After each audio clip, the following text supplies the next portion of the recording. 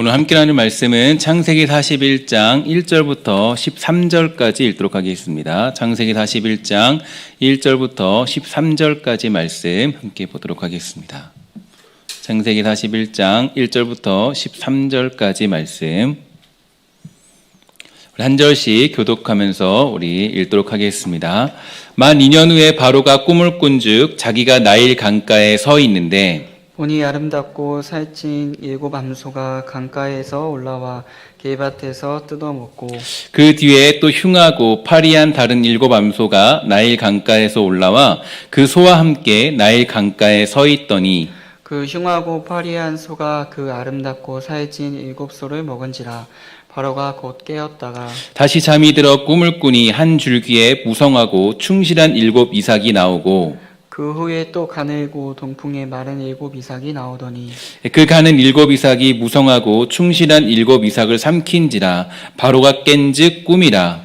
아침에 그의 마음이 변민하여 사람을 보내어 애굽의 점술가와 현인들을 모두 불러 그들에게 그의 꿈을 말하였으나 그것을 바로에게 해석하는 자가 없었더라. 술 맡은 관원장이 바로에게 말하여 이르되 내가 오늘 내 죄를 기억하나이다. 바로께서 종들에게 놓아사 나와 떡 굽는 관원장을 친위대장의 집에 가두었을 때에 나와 그가 하룻밤에 꿈을 꾼즉 각기 뜻이 있는 꿈이라.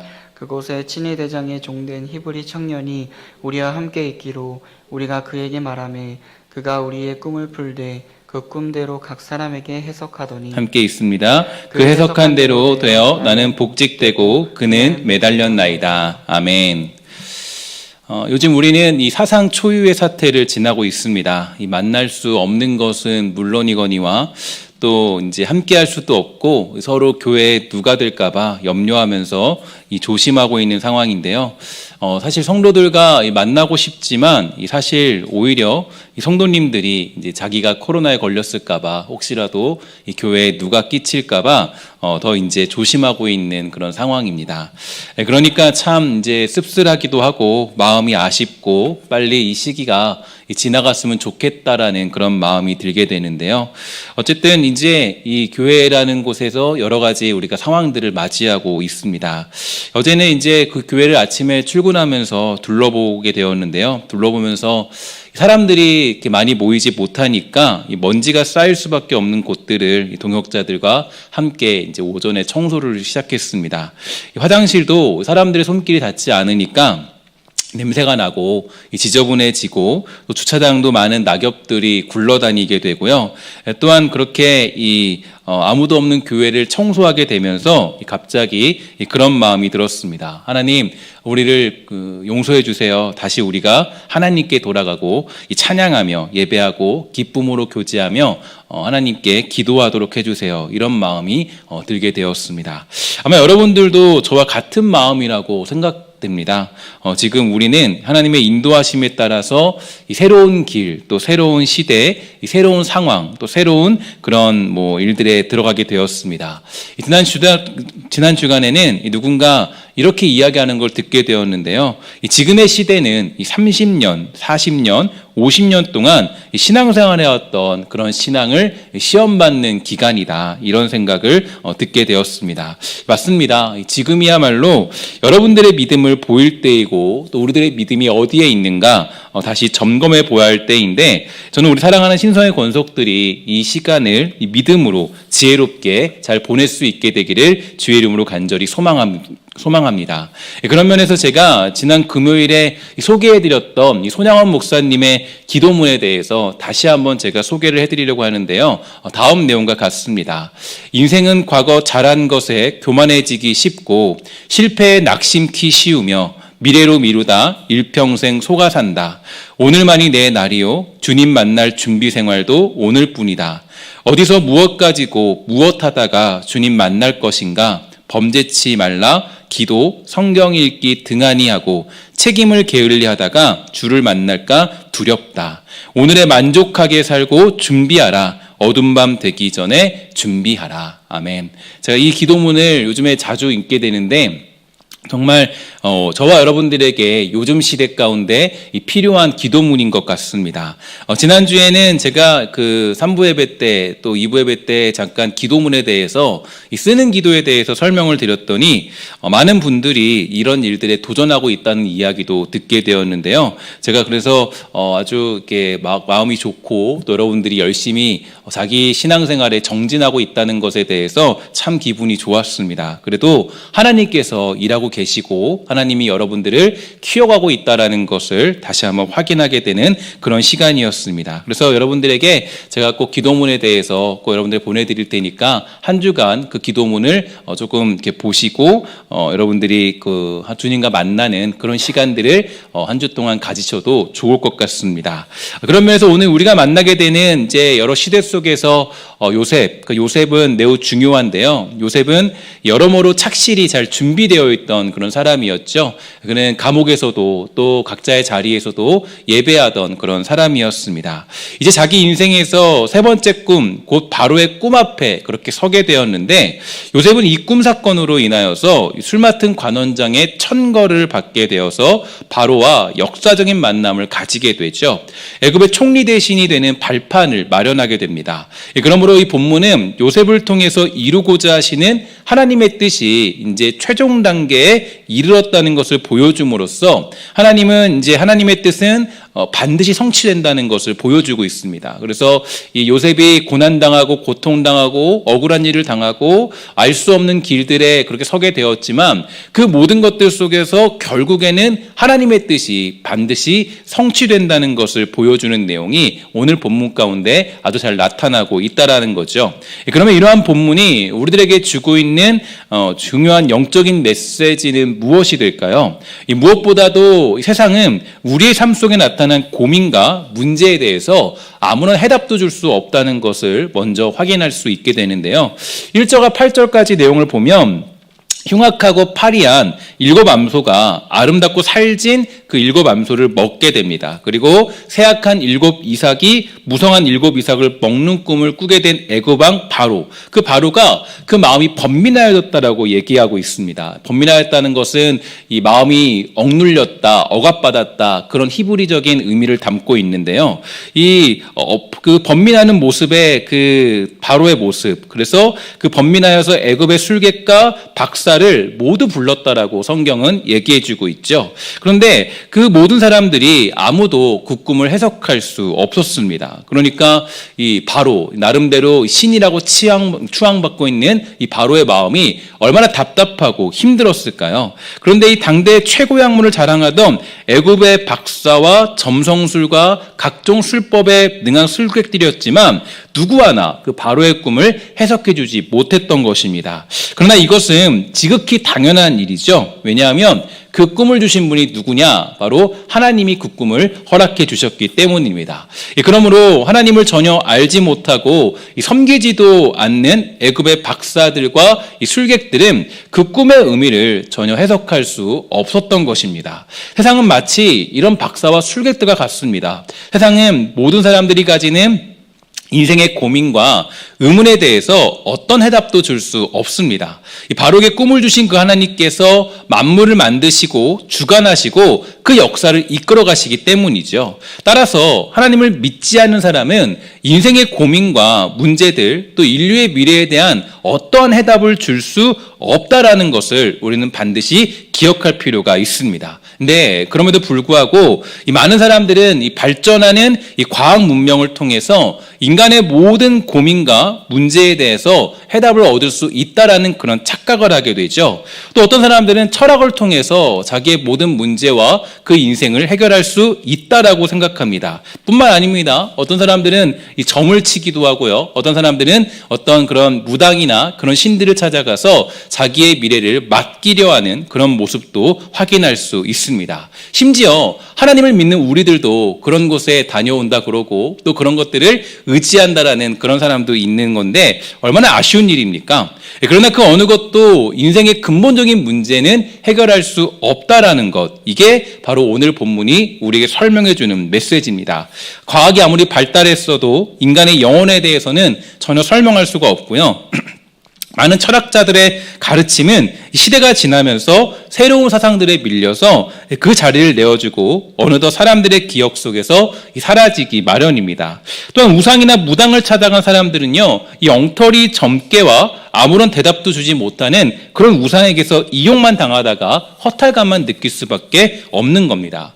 특히 훗날 이 애굽은 이 모세가 출애굽할 당시에 10가지의 재앙을 당하면서 그들이 그렇게 신뢰하던 여러 가지 모든 신들이 아주 처절하게 박살나는 일들도 경험하게 되는데요. 10가지 재앙을 여러분 기억하십니까? 10가지 재앙을 보면요, 거기에는 정말로 많은 의미가 담겨져 있습니다.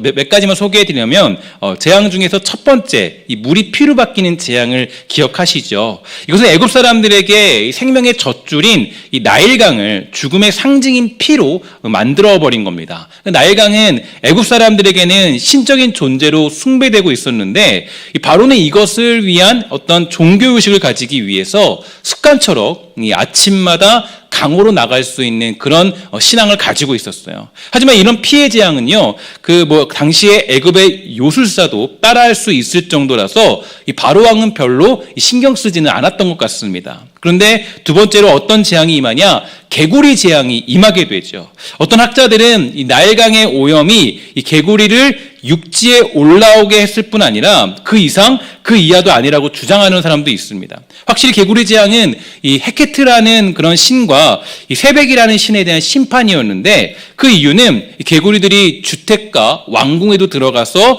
막 그 개구리들이 난리를 치고 죽게 되면서 수많은 문제를 일으키는 그런 상황이 되고 말았기 때문입니다. 그래서 바로 왕은 출애굽기 8장 8절에서 내가 이 백성을 보내리니 그들이 여호와께 제사를 드릴 것이다, 이렇게 말하면서 항복하는 모습도 보이게 되는데요. 이 개구리를 나일강에만 있도록 할 것을 구하지만 이 모세의 간구를 통해서 개구리가 이 나일강에만 있게 되자 다시 자기 자신의 마음을 완강하게 합니다. 세 번째 재앙은 어떤 재앙이냐? 이의 출현이에요. 이의 재앙은 다른 재앙들보다 가장 짧은 재앙인데, 이 재앙이 가지는 땅의 그 의미는 이 땅의 신 게부라는 신과 관련되어 있습니다. 그러니까 애굽인들은 이 바람결에 날아오는 티끌을 이 대지의 신 게부의 숨결로 이해하면서 이 밭을 갈 때마다 흙을 매만지며 이 대지의 신 게부에게 감사를 드렸다 그래요. 그러나 출애굽기 8장 17절을 보면요, 이렇게 말합니다. 그들이 그대로 행할세 아론이 지팡이를 잡고 손을 들어 땅에 티끌을 치매 애굽 온 땅의 티끌이 다 이가 되어 사람과 가축에게 오르니, 이렇게 되어 있죠. 그 땅의 모든 것을 하나님께서 엎어버리시고, 이때 요술사들이 하는 말이 놀랐습니다. 출애굽기 8장 18절과 19절 말씀이에요. 요술사들도 자기 요술로 그같이 행하여 이를 생기게 하려 하였으나 못하였고 이가 사람과 가축에 생긴지라. 요술사가 바로에게 말하되 이는 하나님의 권능이니이다. 그들의 말을 듣지 아니하였으니 여호와의 말씀과 같더라, 이렇게 되어 있어요. 사실 이 말이 너무 놀라운 것은 이 당시에 고대 근동 사회에서 여호와라는 신은요, 애국과 같은 강대국이 섬기는 그런 주신이 아니라 이 변방의 신과 같은 취급을 받고 있었습니다. 그래서 여호와가 그런 애굽의 주신을 이긴다라는 사실은 그들에게는 인정할 수 없는 일이었어요. 그러니까 마치 여러분 잘 기억하듯이 이 다윗과 골리앗 싸움을 보면요, 이 신들과의 전쟁입니다. 그 당시 고대 근동의 싸움은 이 신들끼리의 싸움이에요. 그런데 이 애굽의 신들이 여호와라는 신에게 완전히 패배했다, 이렇게 얘기한다는 것 자체가 아주 놀라운 사건이에요. 그러니까 이들에게는 이런 일 자체가 있을 수 없는 일이었고 전혀 볼 수 없는 그런 현실이었습니다. 그런데도 불구하고 그들이 이렇게 말하죠. 이는 하나님의 권능입니다. 이 얘기는 하나님을 이길 수 없다라는 거예요. 그러니까 아무리 자기가 따라하려고 했고 노력하려고 했고 뭔가 그 전에는 만들기도 했고 비슷하게 만들기도 했지만 그 모든 것들을 이길 수 없다. 우리가 하나님의 권능을 따라갈 수 없다. 이게 바로 요술사들이 내린 결론이었어요. 이처럼 이 하나님은 애굽의 모든 신들은 아무것도 아니고 그들은 미래를 결정할 수도 없고 미래를 만들 수도 없으며 문제를 해결할 수도 없다는 것을 하나씩 10가지 재앙을 통해서 보여주신 거예요. 그래서 파리의 재앙을 보내셨고 가축에게 전염병을 일으키셨고 피부병을 일으키셨고 우박과 메뚜기를 보내셨고 심지어는 그 나라를 흑암으로 덮어버리세요. 근데 여러분, 그 10가지 재앙 가운데 흑암 사건이 좀 재밌는 게, 왜냐면 이 재앙이, 이 흑암으로 덮는 재앙은 여호와 하나님께서 세상에서 가장 해가 잘 드는 나라 위에 내리신 그런 재앙이에요. 그러니까 이 태양의 집을 의미하는 헬리오폴리스라 불리는 도시가요, 이 태양 숭배의 중심지였다 그래요. 그렇기 때문에 흑암 재앙은 애굽인들의 최고의 신인 태양신, 그 태양신을 그들로부터 빼앗은 것이고, 또 여호와의 여호와만이 신중의 신이라는 것을 증명하는 재앙입니다. 그 흑암 재앙이 임하면서 완전히 그들이 섬기는 최고의 신, 그 모든 걸 완벽하게 꺾어버린 거죠. 그리고 마지막으로 여러분 잘 아는 10가지 재앙 중에 마지막 재앙이 있죠. 어떤 겁니까? 장자의 죽음이에요. 장자의 죽음인데, 여기에 우리가 놀랍게도 누가 죽냐면 바로 왕의 아들도 함께 죽게 되어있습니다. 이게 왜 놀라운 거냐면은, 사실 그 태양신으로 추앙받는 존재가 누구였느냐? 바로였거든요. 근데 바로가 태양신이라고 추앙받고 있었는데, 그 추앙받는 가운데 그 장자가 죽었다라는 것은 결국에 태양신마저도 꺾어버렸다는 의미가 그 장자의 죽음 가운데 포함되어져 있는 겁니다. 그래서 우리는 이 재앙을 보면서 그 바로 왕도 결국에는 이제 우리가 졌다, 패배했다 이렇게 마음을 먹고 이스라엘 백성들을 보내주지 않습니까? 물론 다음에 다시 완강하게 변해서 다시 그 강팍한 마음으로 그를 쫓기는 하지만, 어쨌든 간에 그런 하나님께서 그 10가지 재앙을 이렇게 행하시고 또 출애굽하면서 이런 일을 벌이셨던 이유는 바로 세상의 그 어떤 것들도 하나님의 지혜와 섭리, 그분의 계획을 따라올 수 없음을 성경은 우리에게 알려주고 있습니다. 그러니까 오직 우리 하나님만이 유일한 참 하나님이시고, 오직 여호와만이 우리의 능력 되신다는 것을 주님께서 스스로 선포하신 거죠. 요즘 우리들도 그런 모습 가운데 있는 것 같아요. 여러모로 교회가 곤욕을 치르고 있고요. 또 우리가 아픔을 당하고 있지만, 그래도 하나님은 우리에게 말씀하십니다. 우리의 과학이, 우리의 능력이, 우리의 힘이 결코 하나님을 앞설 수 없다, 우리에게 선포하고 계세요. 의학이 뛰어나다고는 하지만 바이러스 하나를 잡지 못하고 있습니다. 과학이 발전했다고는 하지만 바이러스 전파를 막을 수 없습니다. 철학이 있고 세상이 발전했지만 이 바이러스를 막을 수 없어요. 사실 저는 이런 사태를 보면서 교회가 가진 가장 큰 잘못 중에 하나가 바로 예배당에 하나님을 가두려 했다는 생각이 들었어요. 그러니까 왜 하나님이 이런 일을 벌이셨는가? 사실은 교회가 이제 아무래도 하나님과 관계에 가장 중요한 건 교회 아니겠습니까? 성도잖아요. 근데 정말로 안타까운 것은, 하나님은 어떤 것에 제한되는 분이 아니신데, 하나님은 그런 분이 절대로 아니신데, 많은 교회들이 전능하신 하나님, 위대하신 하나님, 광활하시고 높으신 그 하나님을 예배당에 가두려 했다는 모습을 저는 좀 생각이 들었어요.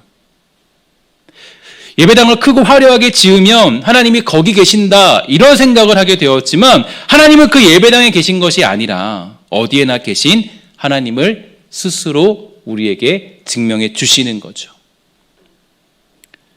제 둘째 딸이 이렇게 물어봤어요. 엄마, 우주는 얼마나 커? 이렇게 물어봤어요. 우주는, 저 아내가 말하죠, 우주는 아주 많이 넓어. 그러자 둘째 딸이 말합니다. 그러면 하나님은 어디 계셔? 그러자 아내가 현명하게 말해줬어요. 하나님은, 좀 어려운 말인데, 무소부지하신 하나님이야. 그래서 설명해서 뭐라 그랬냐면, 하나님은 어디에나 계신단다 라고 얘기해 주셨어요. 맞죠? 하나님은 어디에나 계시죠. 세상보다 크시고 우리의 지식과 생각과 저 우주보다 넓으신 분이 우리 하나님이시기 때문입니다. 그런데 그 하나님을 교회에만 가두려고 하니까 하나님이 우리 예배를 받으실 리 없으세요. 다윗이 하나님과 나눈 대화를 기억하시죠? 저는 그 고백이 정말 자꾸 제 머릿속에 남아요. 그리고 저의 삶 속에서, 저의 인생 속에서, 또 저에게 주신 그런 모든 상황 속에서 사실은 이 말씀이 굉장히 많이 남습니다. 다윗이 말하는 거예요. 하나님, 제가 이제 돈도 좀 있고요, 힘도 좀 있고요, 능력도 좀 있으니까 제가 성전 하나 멋들어지게 제가 지어드릴게요. 하나님 원하신 성전 제가 지어드립니다. 저 이제 그 정도 힘 있어요, 하나님? 능력 있어요? 그만큼 이제 뭐 교인도 많고, 그만큼 돈도 있고요, 뭐 우리 교회 사업하는 많고요. 그럴 수 있겠죠. 그런데 하나님이 말씀하시죠. 이놈아, 언제 내가 너에게 성전 지어달라고 했냐? 나는 그런 적 없어. 너 진실한 예배나 드릴 생각이나 해. 하나님이 그렇게 말씀해 주세요. 사실 이 말씀은 이미 하나님께서 사무엘상을 시작하시면서 보여주셨던 내용이었어요. 이스라엘이 블레셋 사람들과 전쟁을 하게 되었습니다. 그런데 그 이스라엘이 이제 전쟁에서 밀리기 시작하자 백성들이 야, 법궤를 가져오면 우리가 이길 수 있을 거야. 그래서 잘 모셔놓은 법궤를 가져오죠. 근데 문제가 벌어졌어요. 블레셋이 워낙 강력해서요, 전쟁에서 패한 것도 모자라서 그 소중한 법궤를 아예 빼앗겨 버립니다. 그래서 블레셋은 이 법궤를 자기들이 섬기는 신과 함께 두었는데 그 다음 달 가보니까 깜짝 놀란 일이 벌어집니다. 바로 자기들이 섬기는 신의 목이 잘라져 버린 거예요. 법궤와 함께 두었는데. 그리고 무서워서 그들은 그 법궤를 다시 이스라엘에게 돌려보내게 되죠. 사실 이스라엘 백성들은 하나님을 법궤에 가두어 두려고 했습니다. 내가 원하는 신, 내가 원하는 어떤 그런 자리, 그냥 우리의 한계, 나의 생각과 나의 가지고 있는 마음과 내가 원하는 것들을 이루어지는 존재, 하나님을 그렇게 두었어요. 하나님의 그 광활하시고 무한하신 계획과 섭리와 하나님의 그런 모든 뜻들을 기억하지 아니하고 그들은 바로 하나님을 자기 생각과 자기 마음과 자기의 계획 속에 가두어 두려고 했던 거예요. 하지만 하나님은 그런 것을 원치 않으셨습니다. 그래서 혼자 스스로 적진에 들어가서 그들의 신을 두동강 내어버리고 오신 것이 사무엘상의 전반부에 나타나는 중요한 내용입니다. 이런 걸 보면서 우리는 하나님이 진정으로 원하시고 하나님이 일하시는 방식이 무엇인가에 대해서 생각해 볼 필요가 있습니다. 여러분, 마음속에 깊이 새기십시오. 하나님은 이 땅의 주인인 줄 믿습니다. 자기의 계획을 따라 스스로 존재하시는 분이십니다. 우리는 그런 하나님의 피조물이고 그분의 뜻을 따라 사는 것이 가장 선하고 아름다운 일이에요. 그럼에도 불구하고 이 땅이 하나님보다 앞서려 했고 하나님을 이용하려 했고 그렇다면 그것보다 하나님이 싫어하시는 일이 없죠. 그러나 요즘 우리 한국교회가 그렇지 않았습니까? 큰 교회에는 하나님이 계신데 작은 교회는 하나님이 계시지 않은 것처럼, 큰 교회는 거룩해 보이는데 작은 교회는 거룩하지 않은 것처럼 여러모로 하나님을 예배당에 작은 곳에 가두려 하는 그 안타까운 모습이 저는 이러한 결과를 영적으로 초래했다라고 생각이 듭니다. 심지어 이 말도 안 되는 어떤 목사는요 이렇게 말했어요. 하나님 나한테 까불면 죽어, 이런 식으로 얘기했어요. 근데 그를 곧바로 정죄하지도 못할 정도의 상황이 되어버렸으니까 역사의 주관자가 그 목사인지 하나님인지 알 수 없는 판국이었어요. 그러니 하나님이 현재 우리의 예배를 중단시킨 게 당연한 일 아닐까요? 저와 여러분들은 지금 사실 바로의 세 번째 꿈 앞에 서 있는 것과 똑같습니다. 이 꿈을 해석할 지혜가 필요해요. 뭘로 해석하겠습니까?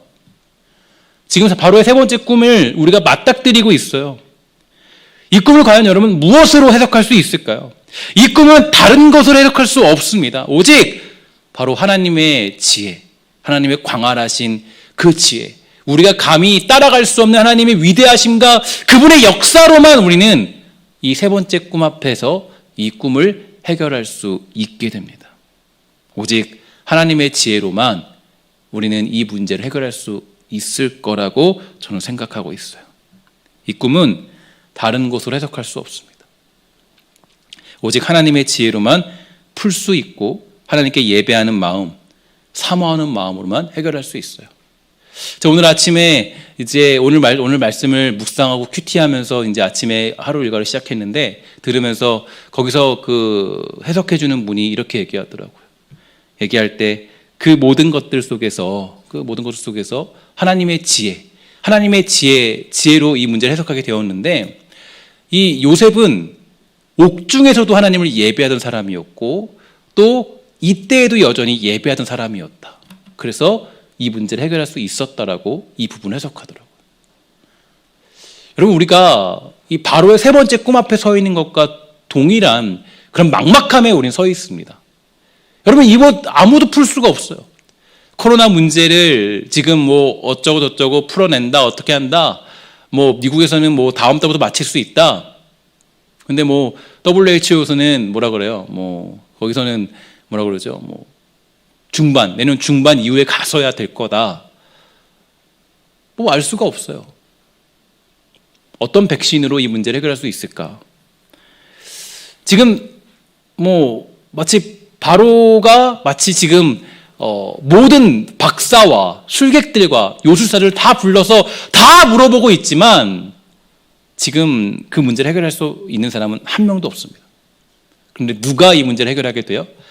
감옥에 억울하게 갇혀있던 요셉이 이 문제를 해결하게 됩니다.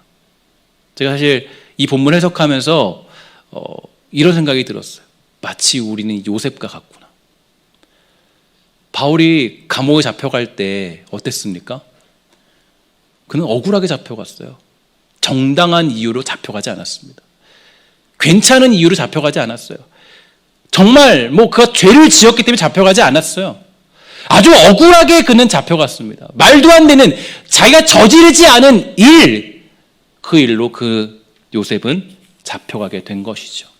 그러면서 제가 떠오르게 된 것이, 오늘 아침에 오면서 떠오르게 된 것이 우리와 같다, 우리와 비슷하다, 그런 생각이 들었습니다. 여러분과 제가 지금 가장 억울해하는 건 어떤 겁니까? 억울해하는 건 우리 그래도 방역 열심히 했는데, 그죠? 우리 열심히 정말 잘 지켰는데 왜 하나님 이렇게 억울한 일 주시죠? 왜 이렇게 우리 모일 수도 없게 만드십니까? 억울하게 우리는 지금 어쩌면 옥살이하고는 요셉과 똑같은 상황을 보고 있어요. 근데 이때 이 요셉을 기억해낸 사람이 누구예요? 여러분 기억하시죠? 술 맡은 관원장이 기억합니다. 근데 그가요, 오늘 본문에서 아주 놀랍게 얘기해요. 뭐라 그래요?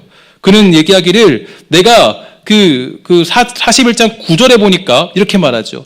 술 맡은 관원장이 바로에게 말하여 이르되 내가 오늘 내 죄를 기억합니다. 내 죄를 기억한다 그래요. 자기가 그 요셉을 풀어주기로 했고 요셉을 알려주기로 했지만 그 모든 것들 속에서 내가 이것을 하지 않은 것이 죄라는 거예요. 저희 본문을 보면 느낀 게 뭐냐면 우리에게도 분명히 이런 날이 곧 지나서 찾아오게 될 겁니다. 요셉은 억울하게 더 2년 정도 감옥에 갇혀 있었어요. 만약에 술 맡은 관원장이 제대로 얘기해줬다면 아마 조금 더 쉽게 그 문제를 해결할 수 있었을지도 모르겠습니다. 그런데 어땠어요? 이 술 맡은 관원장이 2년 뒤에 이 억울한 옥살이 당하는 이 요셉, 시편의 내용을 보면요, 그가 옥살이를 당할 때 편하게 옥살이했던 게 아니에요. 옥살이를 당할 때 어떻게 했냐면 그 발에 착고를 찼다, 이렇게 얘기합니다. 이 얘기는 착고를 찼다는 것은 아주 고통스러운 감옥 생활을 보냈다라는 거예요. 그 고통스러운 감옥 생활을 오랫동안 보내던 그 요셉. 그런데 바로의 세 번째 꿈을 해결할 수 있는 유일한 사람이 바로 요셉이었습니다. 억울한 일을 당했고 세상이 봤을 때는 망한 것 같고 죽은 것 같고 마치 정말 실패한 것 같고 아무런 것도 할 수 없는 그런 요셉이었지만 바로의 아무도 풀 수 없는 세 번째 꿈을 풀 수 있는 유일한 한 사람은 바로 요셉이었어요. 저는 우리 한국교회가 또 우리 사랑하는 성도들이 그런 요셉의 자리를 차지하게 되기를 주의 이름으로 간절히 축원합니다. 그러기 위해서 여러분 무엇 하셔야 됩니까? 준비하셔야 돼요. 그러기 위해서 여러분들은 정말 그 요셉의 세 번째 꿈을 해석할 때를 기다리면서 준비하셔야 됩니다. 그냥 억울하다, 왜 이러냐, 여기에만 머무르시면 안 돼요. 열심히 준비하셔야 돼요. 정말 그 하나님이 오시는 미래를 잘 준비하셔야 됩니다. 여러분들이 분명히 우리가 그 일을 해결할 수 있는 그때가 반드시 찾아올 거예요. 왜냐? 이 모든 문제를 주신 분은 누구세요? 하나님이시기 때문이에요. 하나님이 이 문제를 주셨기 때문이에요. 그래서 우리는 이 모든 문제를 하나님께 맡기고 이 해결할 수 있는 유일한 존재들은 예수 믿는 우리들만이 이 문제를 해결할 수 있다는 것입니다. 그래서 마지막으로 41장 16절에 보면 다음과 같이 말하고 있습니다. 요셉이 바로에게 대답하여 이르되 내가 아니라 하나님께서 바로에게 편안한 대답을 하시리이다. 아멘. 굉장히 중요한 말씀이에요. 특히 원문을 보면 요셉의 이 대답에는 꿈을 해석할 수 있는 능력이 결코 저에게 있지 않습니다. 아주 강하게 부정하고 있어요. 분명히 바로는 요셉이 그가 가진 탁월한 능력으로 자신의 꿈을 해석할 것이라고 기대했지만 요셉은 말합니다. 나는 특별한 능력이 없는 사람입니다. 특별한 능력이 없대요. 그런데 뭐라 그래요? 자신은 할 수 없으나 하나님이 하실 것입니다. 이게 바로 요셉이 믿고 있는 유일한 믿음이었어요. 여러분, 우리의 믿음이 바로 거기에 있어야 됩니다. 우리 거기에 있어야 돼요. 우리의 믿음은 바로 우리 하나님만이 이 문제를 해결할 수 있다는 것을 믿는 것입니다. 저는 여러분들이 이 소망을 가질 수 있게 되기를 주의 이름으로 간절히 축원합니다. 비록 지금은 옥살이 하는 것 같은 억울한 자리에 있어요. 너무 억울해요. 100% 중에서 10%의 문제 때문에. 제가 요즘에 이렇게 SNS를 보면서 느낀 게 허위 기사들이 굉장히 많이 올라옵니다. 그러니까 조작을 해서 이제 사람들에게 기독교적인 이미지를 나쁘게 만들어요. 예를 들어서 제가 깜짝 놀란 게시물이 하나 있는데 어떤 게시물이냐면은 이렇게 된 거예요. 물론 제가 뭐 사진까지 소개해드리면 너무 웃겨서 뭐 그러긴 그렇지만 뭐 예를 들어서 이런 거예요. 뭐 헌금 봉투가 있는데 헌금 봉투에 중간에 구멍을 뚫어 놓는 방식이 있는 거 아십니까? 보통 많은 교회들이 이제 헌금 봉투에 중간에 동그란 구멍을 뚫어요. 중간쯤에. 뚫는 이유가 뭐냐면 이제 헌금을 계수하다 보면 그 안에 헌금이 혹시 들어있을까봐, 근데 이제 현금 봉투가 많이 있으니까 이걸 다 빼지 못할까봐 걱정되는 마음으로 이제 그것을 이제 그 펀치 기기로 딱 뚫어버려서 동그라미를 둬서 여기에 헌금이 들어있습니다 확인하기 위해서 동그라미를 이렇게 만들어 놓습니다. 구멍을 뚫어요. 우리는 안 해놨는데 이 구멍을 뚫는 게 편해요, 사실은. 근데 깜짝 놀란 게 그냥 너무 쉽게 사람들이 이거를 어떤 기사를 만들었는지, 제가 요즘에 이런 기사들과 또 이상한 또 비슷한 기사들을 되게 많이 보게 되는데요. 이렇게 해놨어요. 그 구멍을 뭘로 보냐면 여기에 1,000원짜리가 들어갔냐, 10,000원짜리가 들어갔냐. 그래서 1,000원짜리 낸 사람들은 헌금 내지 못하도록 하기 위해서 구멍을 뚫었다라고 그런 소문을 퍼뜨리고 있어요. 깜짝 놀랐어요. 아니 무슨 그런 말도 안 되는 괴기스러운 소문들. 근데 너무 웃긴 게요, 그 괴기스러운 소문들 비슷한 것들을 너무 요즘에 이것저것 많이 해놔요. 비슷한 내용들을. 여러분, 이게 말이 되는 얘기인가요? 억울한 상황이죠. 너무 억울하죠. 교회가 진짜 아주 뭐 거의 동네 북처럼 사람들이 이제 얘기하는 시대에 왔고, 마치 정말 우리는 지금 요셉이 감옥에 갇혀서 이 착고에 이렇게 걸린 것처럼, 마치 정말 쇠사슬에 묶여 있는 것처럼 그런 억울한 인생을 살고 있어요. 근데 여러분, 거기에서 포기하시면 안 됩니다. 만약에 요셉이 거기서 나 억울해서 술 맡은 관원장이 나 안 흘려주네, 억울해하고만 있었다면 아마 요셉의 이런 날은 찾아오지 않았을지 모르겠어요. 요셉이 어떻게 했을까요? 거기서 어떻게 했을까요? 억울하지만 하나님을 찬양하고 예배하고, 그래도 하나님의 뜻을 믿고, 그래도 하나님의 계획이 있음을 확인하고 아마 요셉이 기다렸을 겁니다. 하나님이 나를 불러주실 그때, 나를 사용하실 그때가 있을 거구나. 열심히 일을 가며 열심히 준비하면서 아마 하나님의 나라를 위해서 아마 정말 힘을 다해서 아마 준비했을 것 같아요. 여러분, 정말 우리에게는 중요한 모습입니다. 저는 그래서 우리 여러분들이 이 시기를 뭐 영상으로 보더라도, 온라인으로 예배한다 할지라도 이 시기를 그냥 보내시면 안 돼요. 하나님을 예배하는 습관들을 다시 키워내십시오. 여러분, 정말 하나님을 찬양하는 습관들을 키워내세요. 저도 그래도 너무 감사한 거는 이번에 성경 읽기를 진행하고 있지 않습니까? 그런데 성경 읽기에 진행을 해서 여러분들의 지원을 받았어요. 근데 너무나도 감사한 건 그동안 성경 공부, 성경 어떤 공부 내용보다 신청받은 것보다 제일 많은 숫자로 여러분들 신청해 주셨습니다. 너무 감사해요. 여러분들이 지금 이 시대에 무엇을 해야 될지를 깨닫게 된 거예요. 이 시대는 그냥 억울하다 이 얘기만 하고 있을 때가 아닙니다. 잘 준비하셔야 돼요. 바로의 세 번째 꿈을 해석할 날이 여러분들과 저에게 반드시 찾아옵니다. 잊지 마시고 여러분 우리 이 시기를 잘 보내서 예배하면서 찬양하면서 우리 정말 그 감옥 속에 있어도 감옥에서 하나님이 부르실 그날을 기대하면서 열심히 우리가 신앙을 키워나갈 줄 아는 그런 신앙의 성숙한 시간이 되기를 주의 이름으로 간절히 축원합니다. 아까 처음에 말씀드렸듯이 지금 이 시기는 어떤 시기입니까? 여러분들의 30년 신앙생활, 40년 신앙생활, 50년 신앙생활을 여러분들이 마음껏 풀어놓을 수 있는 그런 시기입니다. 정말 30년 동안 주님 섬겼는데 이제 좀 쉬자? 아니에요. 이제 여러분들의 그 시험을 봤던 그 모든 것들을 이제 풀어낼 시간입니다. 여러분 왜 학생들이 초등학교부터 대학교까지 열심히 공부합니까? 야, 대학교 졸업하면 이제 끝났지? 이제 나는 아무것도 안 하지? 그러기 위해서 공부한 거예요? 아니죠. 대학교 마치고 이제 어디 가야 돼요? 자기 직장 가야 돼요. 직장 가서 그동안 배웠던 모든 것들을 다 거기서 쏟아내야 돼요. 저는 그런 시기가 오히려 요즘 시기로 생각해요. 왜 그동안 하나님이 불러 모아서 예배당에서 여러분들을 불러 모았습니까?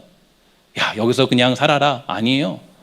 여러분 사회에 가서 세상에 가서 또 이 시기 속에서 여러분들이 그동안 배웠던 그 신앙을 다 풀어내라고 하나님이 저는 이 시기를 우리에게 허락해 주셨다라고 생각합니다. 여러분 우리 이제 바로의 꿈을 해석할 그날을 기대하면서 여러분 잘 준비하시고 힘을 내시고 소망을 가지셔서 이 모든 문제를 해결받는 주의 모든 백성이 다 되기를 주의 이름으로 간절히 축원합니다. 기도하도록 하겠습니다. 하나님 감사합니다. 이 땅을 살아가며 나아갈 때 우리 모두가 하나님이 주시는 은혜와 사랑을 쫓아 살아가도록 허락하여 주시고 아무리 억울한 일을 당해도 그 억울한 일들 속에서 하나님이 주시는 그 놀라운 은혜의 기쁨들을 누릴 수 있는 축복들을 허락하여 주시옵소서. 하나님 우리가 소망을 잃지 않도록 허락하여 주시며 이 억울한 길들 속에 이 말도 안 되는 길들 속에 하나님이 주시는 그 길이 있음을 믿고 하나님의 뜻이 있음을 믿고 광활한 그 주님 앞에 엎드려 예배할 줄 아는 복된 성도가 되도록 주님 허락하여 주시옵소서. 모든 말씀 예수님의 이름으로 간절히 기도합니다. 아멘.